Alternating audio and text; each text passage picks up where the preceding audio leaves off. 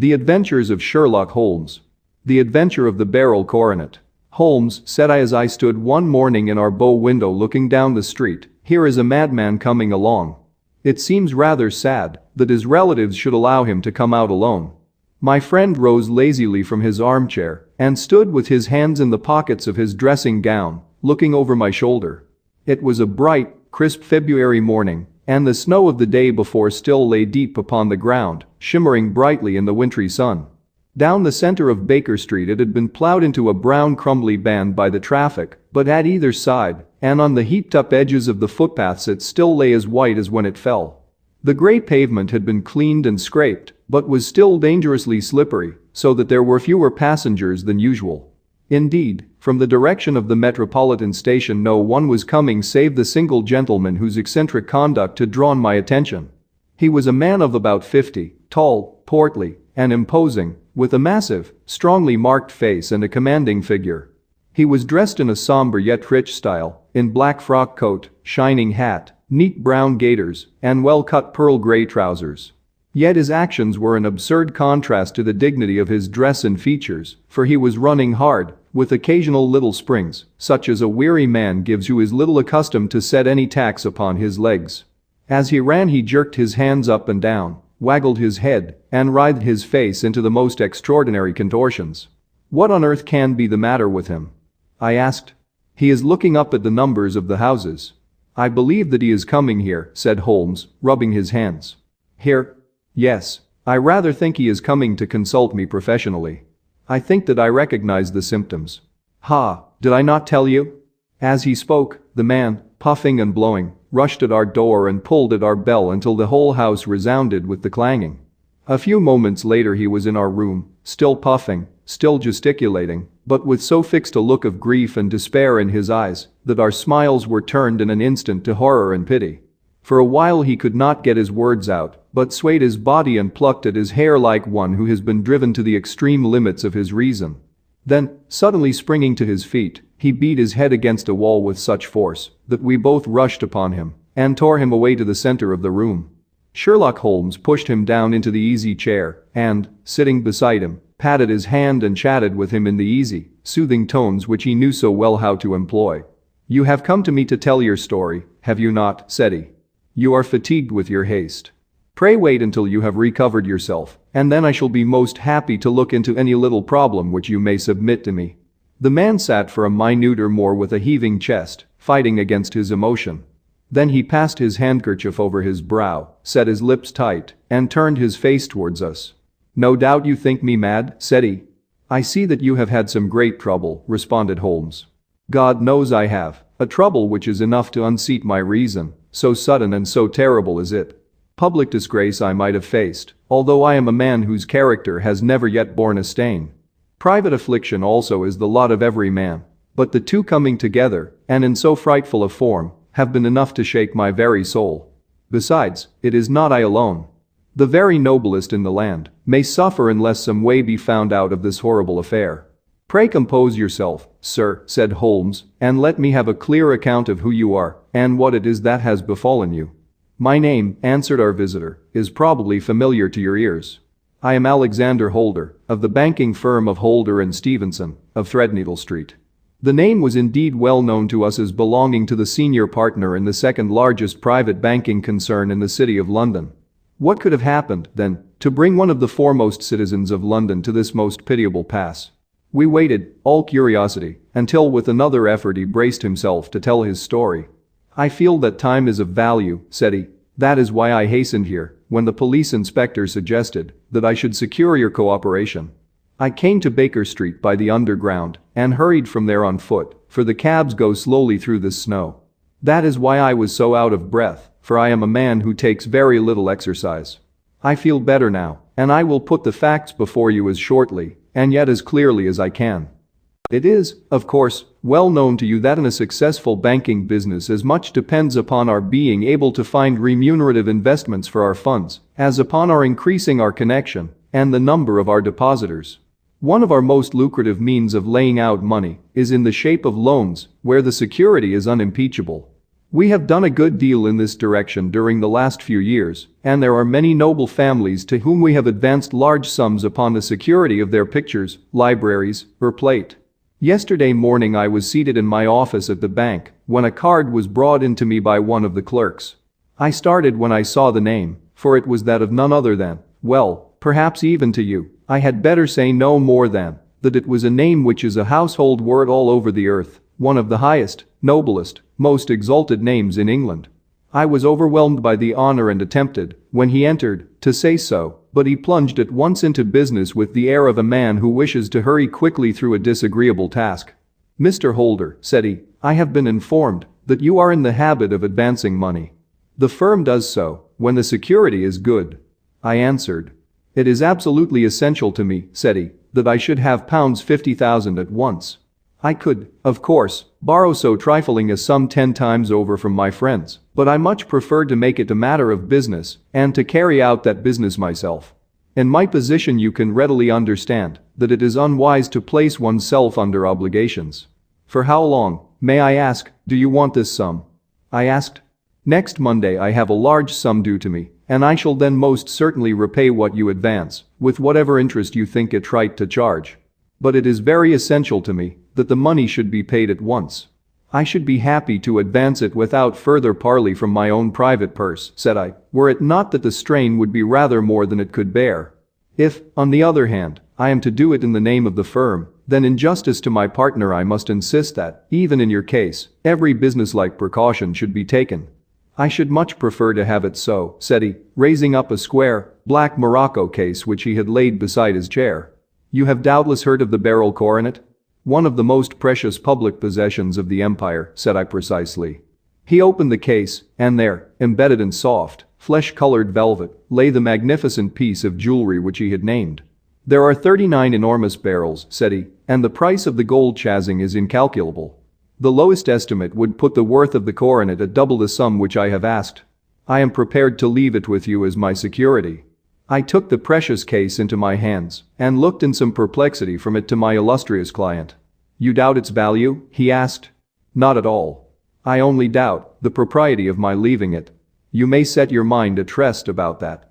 I should not dream of doing so were it not absolutely certain that I should be able in 4 days to reclaim it. It is a pure matter of form. Is the security sufficient? Ample? You understand, Mr. Holder, that I am giving you a strong proof of the confidence which I have in you, founded upon all that I have heard of you.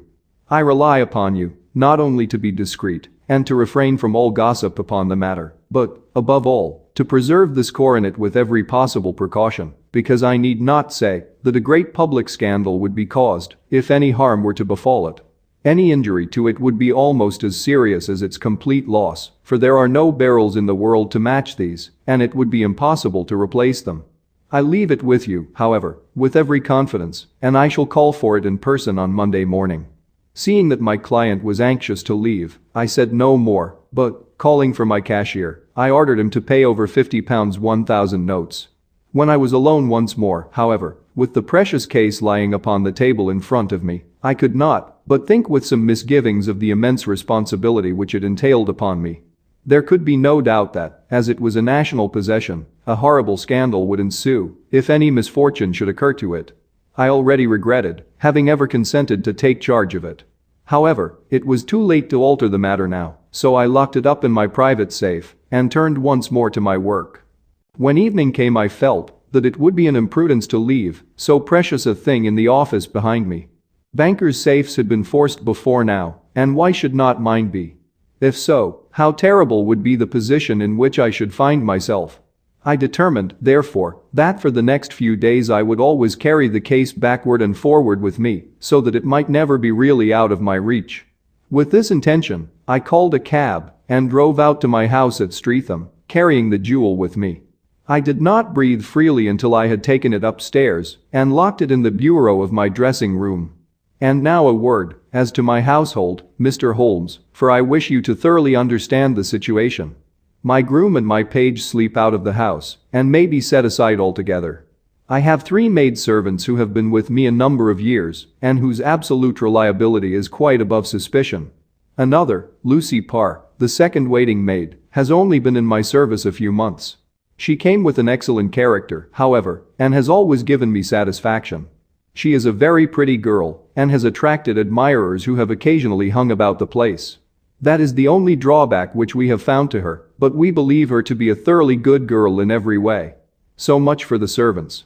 My family itself is so small that it will not take me long to describe it. I am a widower and have an only son, Arthur. He has been a disappointment to me, Mr. Holmes, a grievous disappointment. I have no doubt that I am myself to blame. People tell me that I have spoiled him. Very likely I have. When my dear wife died, I felt that he was all I had to love. I could not bear to see the smile fade even for a moment from his face. I have never denied him a wish. Perhaps it would have been better for both of us had I been sterner, but I meant it for the best. It was naturally my intention that he should succeed me in my business, but he was not of a business turn. He was wild, wayward, and, to speak the truth, I could not trust him in the handling of large sums of money. When he was young, he became a member of an aristocratic club, and there, having charming manners, he was soon the intimate of a number of men with long purses and expensive habits. He learned to play heavily at cards and to squander money on the turf until he had again and again to come to me and implore me to give him an advance upon his allowance that he might settle his debts of honor. He tried more than once to break away from the dangerous company which he was keeping, but each time the influence of his friend, Sir George Burnwell, was enough to draw him back again. And, indeed, I could not wonder that such a man as Sir George Burnwell should gain an influence over him, for he has frequently brought him to my house, and I have found myself that I could hardly resist the fascination of his manner. He is older than Arthur, a man of the world to his fingertips, one who had been everywhere, seen everything, a brilliant talker, and a man of great personal beauty. Yet when I think of him in cold blood, far away from the glamour of his presence, I am convinced from his cynical speech and the look which I have caught in his eyes that he is one who should be deeply distrusted. So I think, and so too thinks my little Mary, who has a woman's quick insight into character. And now there is only she to be described. She is my niece, but when my brother died 5 years ago and left her alone in the world, I adopted her and have looked upon her ever since as my daughter. She is a sunbeam in my house, sweet, loving, beautiful, a wonderful manager and housekeeper, yet as tender and quiet and gentle as a woman could be. She is my right hand. I do not know what I could do without her. In only one matter has she ever gone against my wishes. Twice my boy has asked her to marry him, for he loves her devotedly, but each time she has refused him. I think that, if anyone could have drawn him into the right path, it would have been she, and that his marriage might have changed his whole life. But now, alas, it is too late, forever too late. Now, Mr. Holmes, you know the people who live under my roof, and I shall continue with my miserable story.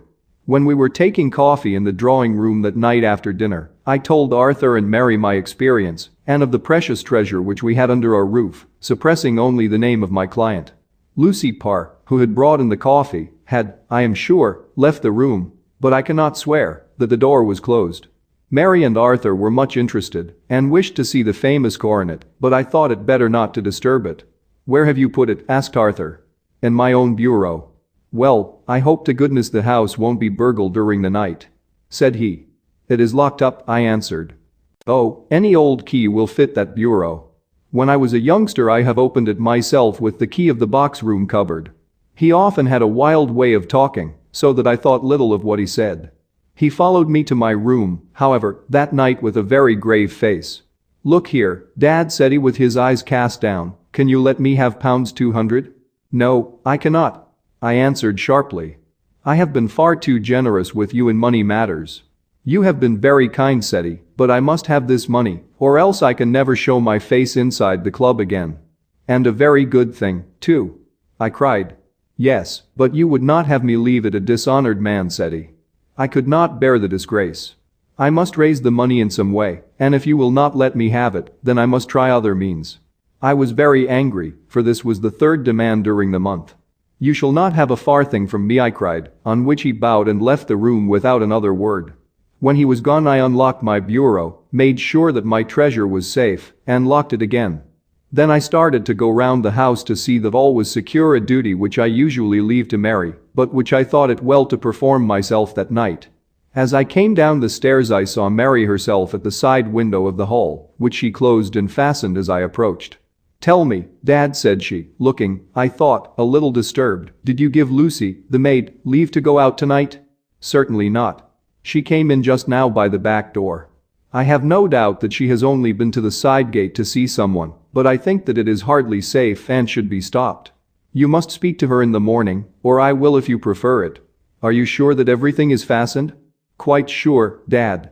"Then, good night." I kissed her and went up to my bedroom again, where I was soon asleep. I am endeavoring to tell you everything, Mr. Holmes, which may have any bearing upon the case, but I beg that you will question me upon any point which I do not make clear. On the contrary, your statement is singularly lucid. I come to a part of my story now in which I should wish to be particularly so. I am not a very heavy sleeper, and the anxiety in my mind tended, no doubt, to make me even less so than usual. About 2 in the morning, then, I was awakened by some sound in the house. It had ceased ere I was wide awake, but it had left an impression behind it, as though a window had gently closed somewhere. I lay listening with all my ears. Suddenly, to my horror, there was a distinct sound of footsteps moving softly in the next room. I slipped out of bed, all palpitating with fear, and peeped round the corner of my dressing-room door. "Arthur!" I screamed, "you villain! You thief! How dare you touch that coronet?" The gas was half up, as I had left it, and my unhappy boy, dressed only in his shirt and trousers, was standing beside the light, holding the coronet in his hands. He appeared to be wrenching at it, or bending it with all his strength. At my cry he dropped it from his grasp and turned as pale as death. I snatched it up and examined it. One of the gold corners, with 3 of the barrels in it, was missing. "You blackguard!" I shouted, beside myself with rage. "You have destroyed it. You have dishonored me forever. Where are the jewels which you have stolen?" "Stolen?" he cried. "Yes, thief," I roared, shaking him by the shoulder. "There are none missing." "There cannot be any missing," said he. "There are 3 missing. And you know where they are. Must I call you a liar as well as a thief? Did I not see you trying to tear off another piece?" "You have called me names enough," said he. "I will not stand it any longer. I shall not say another word about this business, since you have chosen to insult me. I will leave your house in the morning and make my own way in the world. You shall leave it in the hands of the police." I cried, half mad with grief and rage. "I shall have this matter probed to the bottom." "You shall learn nothing from me," said he with a passion such as I should not have thought was in his nature. "If you choose to call the police, let the police find what they can." By this time the whole house was astir, for I had raised my voice in my anger. Mary was the first to rush into my room, and, at the sight of the coronet and of Arthur's face, she read the whole story and, with a scream, fell down senseless on the ground. I sent the housemaid for the police and put the investigation into their hands at once. When the inspector and a constable entered the house, Arthur, who had stood sullenly with his arms folded, asked me whether it was my intention to charge him with theft. I answered that it had ceased to be a private matter, but had become a public one, since the ruined coronet was national property. I was determined that the law should have its way in everything. "At least," said he, "you will not have me arrested at once. It would be to your advantage as well as mine if I might leave the house for 5 minutes. That you may get away, or perhaps that you may conceal what you have stolen," said I. And then, realizing the dreadful position in which I was placed, I implored him to remember that not only my honor, but that of one who was far greater than I was at stake, and that he threatened to raise a scandal which would convulse the nation. He might have heard it all, if he would, but tell me what he had done with the 3 missing stones. "You may as well face the matter," said I. "You have been caught in the act, and no confession could make your guilt more heinous. If you but make such reparation as is in your power, by telling us where the barrels are, all shall be forgiven and forgotten." "Keep your forgiveness for those who ask for it," he answered, turning away from me with a sneer. I saw that he was too hardened for any words of mine to influence him. There was but one way for it. I called in the inspector and gave him into custody. A search was made at once, not only of his person, but of his room, and of every portion of the house where he could possibly have concealed the gems, but no trace of them could be found, nor would the wretched boy open his mouth for all our persuasions and our threats. This morning he was removed to a cell, and I, after going through all the police formalities, have hurried round to you to implore you to use your skill in unraveling the matter. The police have openly confessed that they can at present make nothing of it. You may go to any expense which you think necessary. I have already offered a reward of £1,000. My God, what shall I do? I have lost my honor, my gems, and my son in one night. Oh, what shall I do?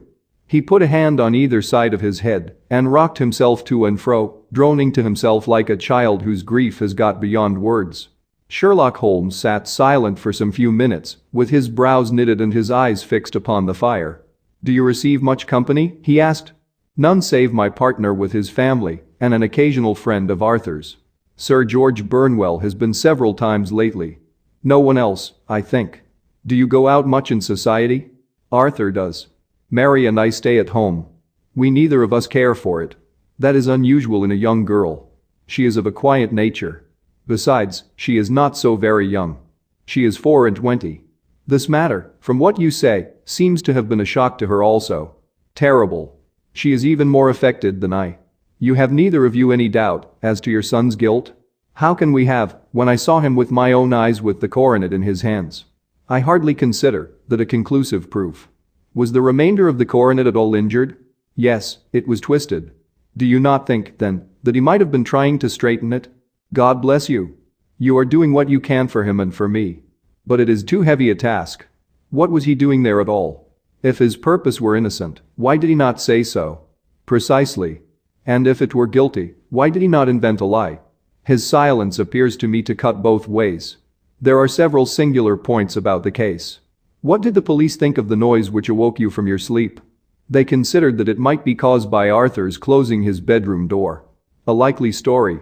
As if a man bent on felony would slam his door so as to wake a household." "What did they say, then, of the disappearance of these gems?" "They are still sounding the planking and probing the furniture in the hope of finding them." "Have they thought of looking outside the house?" "Yes, they have shown extraordinary energy. The whole garden has already been minutely examined."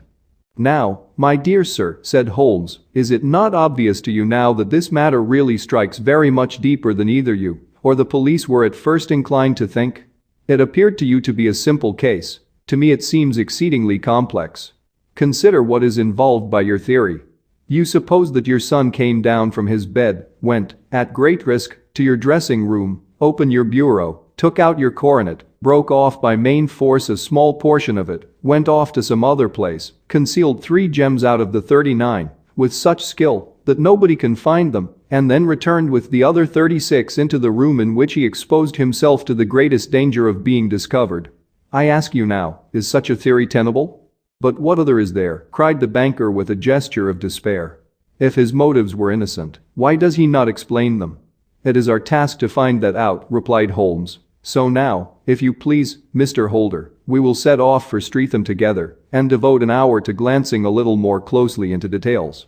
My friend insisted upon my accompanying them in their expedition, which I was eager enough to do, for my curiosity and sympathy were deeply stirred by the story to which we had listened. I confess that the guilt of the banker's son appeared to me to be as obvious as it did to his unhappy father, but still I had such faith in Holmes' judgment that I felt that there must be some grounds for hope as long as he was dissatisfied with the accepted explanation. He hardly spoke a word the whole way out to the southern suburb, but sat with his chin upon his breast and his hat drawn over his eyes, sunk in the deepest thought. Our client appeared to have taken fresh heart at the little glimpse of hope which had been presented to him, and he even broke into a desultory chat with me over his business affairs. A short railway journey and a shorter walk brought us to Fairbank, the modest residence of the great financier. Fairbank was a good-sized square house of white stone, standing back a little from the road. A double carriage sweep, with a snow-clad lawn, stretched down in front to 2 large iron gates which closed the entrance. On the right side was a small wooden thicket, which led into a narrow path between 2 neat hedges stretching from the road to the kitchen door and forming the tradesman's entrance. On the left ran a lane which led to the stables and was not itself within the grounds at all, being a public, though little-used, thoroughfare. Holmes left us standing at the door and walked slowly all round the house, across the front, down the tradesman's path, and so round by the garden behind into the stable lane. So long was he that Mr. Holder and I went into the dining room and waited by the fire until he should return. We were sitting there in silence when the door opened and a young lady came in. She was rather above the middle height, slim, with dark hair and eyes, which seemed the darker against the absolute pallor of her skin. I do not think that I have ever seen such deadly paleness in a woman's face. Her lips, too, were bloodless, but her eyes were flushed with crying. As she swept silently into the room, she impressed me with a greater sense of grief than the banker had done in the morning, and it was the more striking in her as she was evidently a woman of strong character, with immense capacity for self-restraint. Disregarding my presence, she went straight to her uncle and passed her hand over his head with a sweet womanly caress. "You have given orders that Arthur should be liberated, have you not, Dad?" she asked. "No, no, my girl, the matter must be probed to the bottom. But I am so sure that he is innocent. You know what woman's instincts are. I know that he has done no harm, and that you will be sorry for having acted so harshly. Why is he silent, then, if he is innocent? Who knows? Perhaps because he was so angry that you should suspect him. How could I help suspecting him when I actually saw him with the coronet in his hand? Oh, but he had only picked it up to look at it. Oh, do take my word for it that he is innocent. Let the matter drop and say no more. It is so dreadful to think of our dear Arthur in prison. I shall never let it drop until the gems are found, never Mary. Your affection for Arthur blinds you as to the awful consequences to me. Far from hushing the thing up, I have brought a gentleman down from London to inquire more deeply into it." "This gentleman?" she asked, facing round to me. "No, his friend. He wished us to leave him alone. He is round in the stable lane now." "The stable lane?" She raised her dark eyebrows. "What can he hope to find there?" "Ah, this, I suppose, is he. I trust, sir, that you will succeed in proving what I feel sure is the truth, that my cousin Arthur is innocent of this crime. I fully share your opinion, and I trust, with you, that we may prove it," returned Holmes, going back to the mat to knock the snow from his shoes. "I believe I have the honor of addressing Miss Mary Holder. Might I ask you a question or two?" "Pray do, sir, if it may help to clear this horrible affair up. You heard nothing yourself last night?" "Nothing, until my uncle here began to speak loudly. I heard that, and I came down." "You shut up the windows and doors the night before. Did you fasten all the windows?" "Yes." "Were they all fastened this morning?" "Yes." "You have a maid who has a sweetheart?" "I think that you remarked to your uncle last night that she had been out to see him?" "Yes, and she was the girl who waited in the drawing room and who may have heard uncle's remarks about the coronet." "I see. You infer that she may have gone out to tell her sweetheart and that the two may have planned the robbery." "But what is the good of all these vague theories?" cried the banker impatiently, "when I have told you that I saw Arthur with the coronet in his hands." "Wait a little, Mr. Holder. We must come back to that. About this girl, Miss Holder. You saw her return by the kitchen door, I presume?" "Yes. When I went to see if the door was fastened for the night, I met her slipping in. I saw the man too, in the gloom." "Do you know him?" "Oh, yes, he is the greengrocer who brings our vegetables round. His name is Francis Prosper. He stood," said Holmes, "to the left of the door, that is to say, farther up the path than is necessary to reach the door?" "Yes, he did." "And he is a man with a wooden leg?" Something like fear sprang up in the young lady's expressive black eyes. "Why, you are like a magician," said she. "How do you know that?" She smiled, but there was no answering smile in Holmes' thin, eager face. "I should be very glad now to go upstairs," said he. "I shall probably wish to go over the outside of the house again. Perhaps I had better take a look at the lower windows before I go up." He walked swiftly round from one to the other, pausing only at the large one which looked from the hall onto the stable lane. This he opened and made a very careful examination of the sill with his powerful magnifying lens. "Now we shall go upstairs," said he at last. The banker's dressing room was a plainly furnished little chamber, with a grey carpet, a large bureau, and a long mirror. Holmes went to the bureau first and looked hard at the lock. "Which key was used to open it?" he asked. "That which my son himself indicated, that of the cupboard of the lumber room." "Have you it here?" "That is it on the dressing table." Sherlock Holmes took it up and opened the bureau. "It is a noiseless lock," said he. "It is no wonder that it did not wake you. This case, I presume, contains the coronet. We must have a look at it." He opened the case and, taking out the diadem, he laid it upon the table. It was a magnificent specimen of the jeweler's art, and the 36 stones were the finest that I have ever seen. At one side of the coronet was a cracked edge where a corner holding 3 gems had been torn away. "Now, Mr. Holder," said Holmes, "here is the corner which corresponds to that which has been so unfortunately lost. Might I beg that you will break it off." The banker recoiled in horror. "I should not dream of trying," said he. "Then I will." Holmes suddenly bent his strength upon it, but without result. "I feel it give a little," said he. "But, though I am exceptionally strong in the fingers, it would take me all my time to break it. An ordinary man could not do it. Now, what do you think would happen if I did break it, Mr. Holder?" "There would be a noise like a pistol shot." "Do you tell me that all this happened within a few yards of your bed, and that you heard nothing of it?" "I do not know what to think. It is all dark to me. But perhaps it may grow lighter as we go. What do you think, Miss Holder?" I confess that I still share my uncle's perplexity. "Your son had no shoes or slippers on when you saw him?" "He had nothing on save only his trousers and shirt." "Thank you. We have certainly been favored with extraordinary luck during this inquiry, and it will be entirely our own fault if we do not succeed in clearing the matter up. With your permission, Mr. Holder, I shall now continue my investigations outside." He went alone, at his own request, for he explained that any unnecessary footmarks might make his task more difficult. For an hour or more he was at work, returning at last with his feet heavy with snow and his features as inscrutable as ever. "I think that I have seen now all that there is to see, Mr. Holder," said he. "I can serve you best by returning to my rooms." "But the gems, Mr. Holmes. Where are they?" "I cannot tell." The banker wrung his hands. "I shall never see them again," he cried. "And my son? You give me hopes?" "My opinion is in no way altered." "Then, for God's sake, what was this dark business which was acted in my house last night? If you can call upon me at my Baker Street rooms tomorrow morning between 9 and 10, I shall be happy to do what I can to make it clearer. I understand that you give me carte blanche to act for you, provided only that I get back the gems and that you place no limit on the sum I may draw. I would give my fortune to have them back." "Very good. I shall look into the matter between this and then. Goodbye, it is just possible that I may have to come over here again before evening."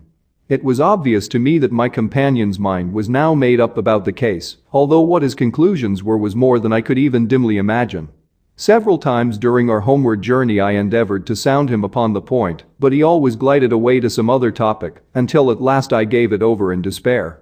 It was not yet 3 when we found ourselves in our rooms once more. He hurried to his chamber and was down again in a few minutes dressed as a common loafer. With his collar turned up, his shiny, seedy coat, his red cravat, and his worn boots, he was a perfect sample of the class. "I think that this should do," said he, glancing into the glass above the fireplace. "I only wish that you could come with me, Watson, but I fear that it won't do. I may be on the trail in this matter, or I may be following a will-o'-the-wisp, but I shall soon know which it is. I hope that I may be back in a few hours." He cut a slice of beef from the joint upon the sideboard, sandwiched it between 2 rounds of bread, and thrusting this rude meal into his pocket he started off upon his expedition.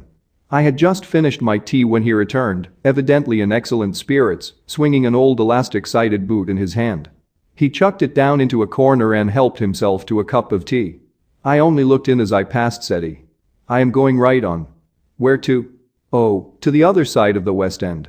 It may be some time before I get back. Don't wait up for me in case I should be late." "How are you getting on?" "Oh, so-so. Nothing to complain of. I have been out to Streatham since I saw you last, but I did not call at the house. It is a very sweet little problem, and I would not have missed it for a good deal. However, I must not sit gossiping here, but must get these disreputable clothes off and return to my highly respectable self." I could see by his manner that he had stronger reasons for satisfaction than his words alone would imply. His eyes twinkled, and there was even a touch of color upon his sallow cheeks. He hastened upstairs, and a few minutes later I heard the slam of the hall door, which told me that he was off once more upon his congenial hunt. I waited until midnight, but there was no sign of his return, so I retired to my room. It was no uncommon thing for him to be away for days and nights on end when he was hot upon a scent, so that his lateness caused me no surprise. I do not know at what hour he came in, but when I came down to breakfast in the morning there he was with a cup of coffee in one hand and the paper in the other, as fresh and trim as possible. "You will excuse my beginning without you, Watson," said he, "but you remember that our client has rather an early appointment this morning." "Why, it is after 9 now," I answered. "I should not be surprised if that were he. I thought I heard a ring." It was, indeed, our friend the financier. I was shocked by the change which had come over him, for his face, which was naturally of a broad and massive mold, was now pinched and fallen in, while his hair seemed to me at least a shade whiter. He entered with a weariness and lethargy which was even more painful than his violence of the morning before, and he dropped heavily into the armchair which I pushed forward for him. "I do not know what I have done to be so severely tried," said he. "Only 2 days ago I was a happy and prosperous man, without a care in the world. Now I am left to a lonely and dishonored age.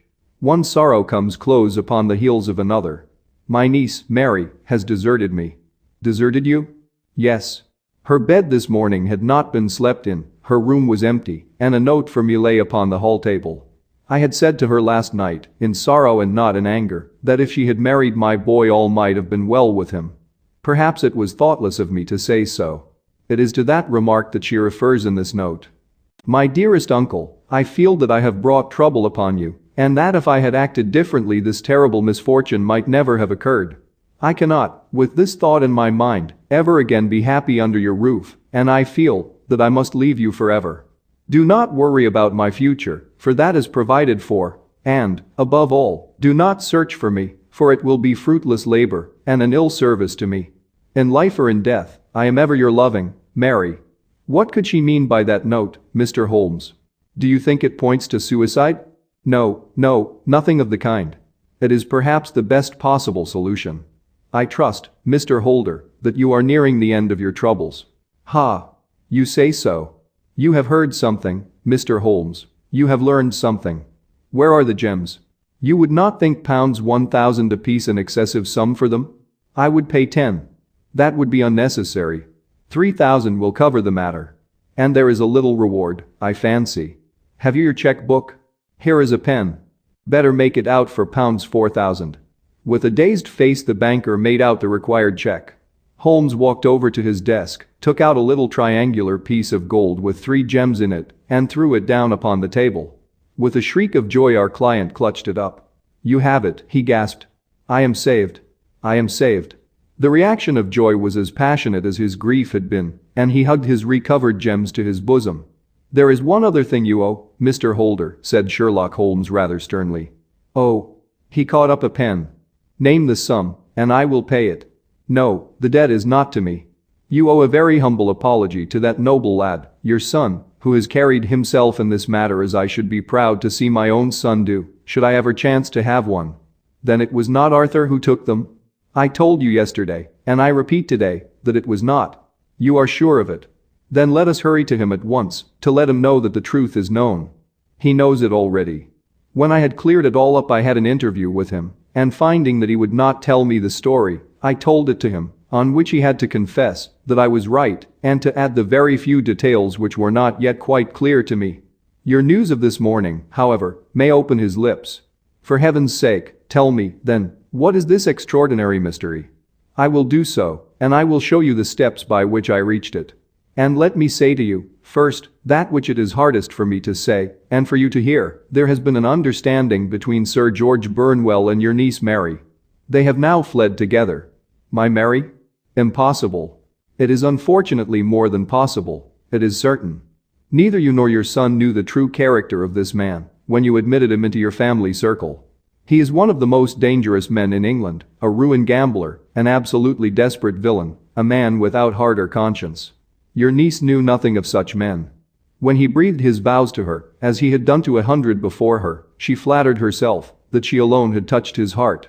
The devil knows best what he said, but at least she became his tool and was in the habit of seeing him nearly every evening."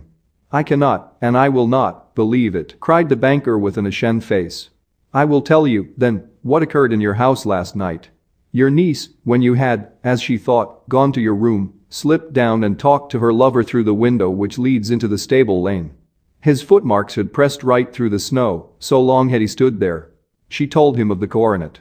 His wicked lust for gold kindled at the news, and he bent her to his will. I have no doubt that she loved you, but there are women in whom the love of a lover extinguishes all other loves, and I think that she must have been one. She had hardly listened to his instructions when she saw you coming downstairs, on which she closed the window rapidly and told you about one of the servants' escapade with her wooden-legged lover, which was all perfectly true. Your boy, Arthur, went to bed after his interview with you, but he slept badly on account of his uneasiness about his club debts. In the middle of the night he heard a soft tread pass his door, so he rose and, looking out, was surprised to see his cousin walking very stealthily along the passage until she disappeared into your dressing room. Petrified with astonishment, the lad slipped on some clothes and waited there in the dark to see what would come of this strange affair.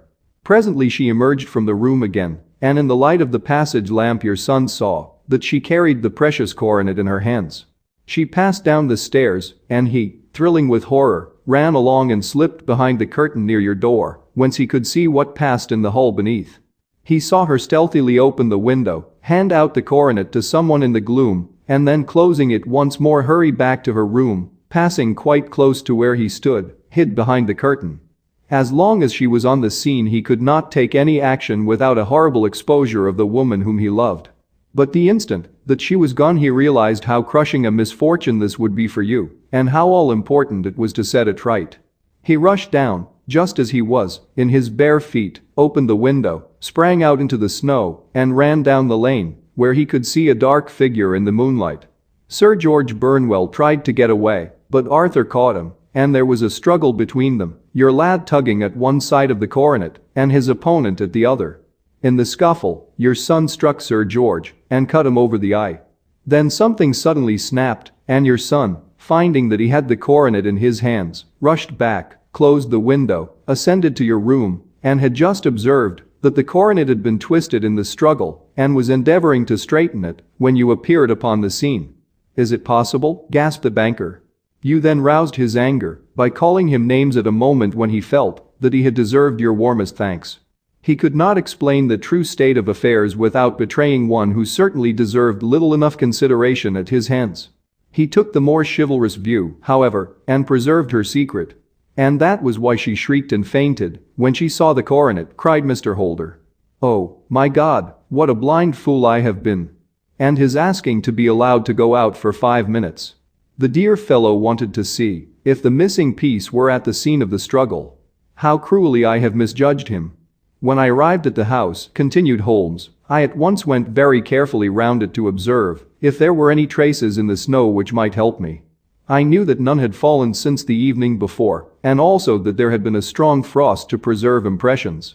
I passed along the tradesman's path, but found it all trampled down and indistinguishable. Just beyond it, however, at the far side of the kitchen door, a woman had stood and talked with a man, whose round impressions on one side showed that he had a wooden leg. I could even tell that they had been disturbed, for the woman had run back swiftly to the door, as was shown by the deep toe and light heel marks, while wooden leg had waited a little and then had gone away. I thought at the time that this might be the maid and her sweetheart, of whom you had already spoken to me, and inquiry showed it was so. I passed round the garden without seeing anything more than random tracks, which I took to be the police, but when I got into the stable lane a very long and complex story was written in the snow in front of me. There was a double line of tracks of a booted man, and a second double line which I saw with delight belonged to a man with naked feet. I was at once convinced from what you had told me that the latter was your son. The first had walked both ways, but the other had run swiftly, and as his tread was marked in places over the depression of the boot, it was obvious that he had passed after the other. I followed them up and found they led to the hall window, where Boots had worn all the snow away while waiting. Then I walked to the other end, which was 100 yards or more down the lane. I saw where Boots had faced round, where the snow was cut up, as though there had been a struggle, and, finally, where a few drops of blood had fallen, to show me that I was not mistaken. Boots had then run down the lane, and another little smudge of blood showed that it was he who had been hurt. When he came to the highroad at the other end, I found that the pavement had been cleared, so there was an end to that clue. On entering the house, however, I examined, as you remember, the sill and framework of the hall window with my lens, and I could at once see that someone had passed out. I could distinguish the outline of an instep where the wet foot had been placed in coming in. I was then beginning to be able to form an opinion as to what had occurred. A man had waited outside the window. Someone had brought the gems. The deed had been overseen by your son. He had pursued the thief, had struggled with him. They had each tugged at the coronet, their united strength causing injuries which neither alone could have effected. He had returned with the prize, but had left a fragment in the grasp of his opponent. So far I was clear. The question now was, who was the man, and who was it brought him the coronet?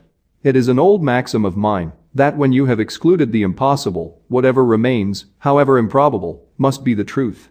Now, I knew that it was not you who had brought it down, so there only remained your niece and the maids. But if it were the maids, why should your son allow himself to be accused in their place? There could be no possible reason. As he loved his cousin, however, there was an excellent explanation why he should retain her secret, the more so as the secret was a disgraceful one. When I remembered that you had seen her at that window, and how she had fainted on seeing the coronet again, my conjecture became a certainty. And who could it be who was her confederate?